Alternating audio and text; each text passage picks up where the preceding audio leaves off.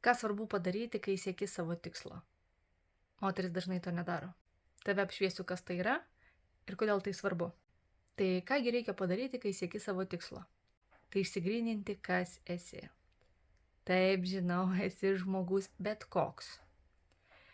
Ir tada reikia pamastyti, kokiugi žmogumi tu nori būti. Ne ką veikti, o kokiu žmogumi būti, nes tai yra svarbu. Iliustruosiu pavyzdžių. Yra moteris, kuri įtikėjusi, įkalusi savo į galvą, kad yra neva negraži, nemylima ir dėl to užkandžiauja, kad užpildytų vidinę tuštumą. Ir vieną dieną jie nusprendžia, nustosiu užkandžiauti ir pradėsiu valgyti sveikai.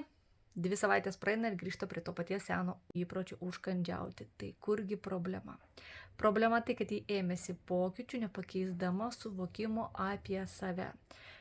Buvo neva negraži, nemylima ir užkandžiaujanti ir liko neva nemylima, negraži, tik besistengianti neužkandžiauti, tuštuma liko. Moteris puikiai išsigrynina, kokia nori būti. Bet štai kokia yra dabar, čia neretai kyla iššūkių.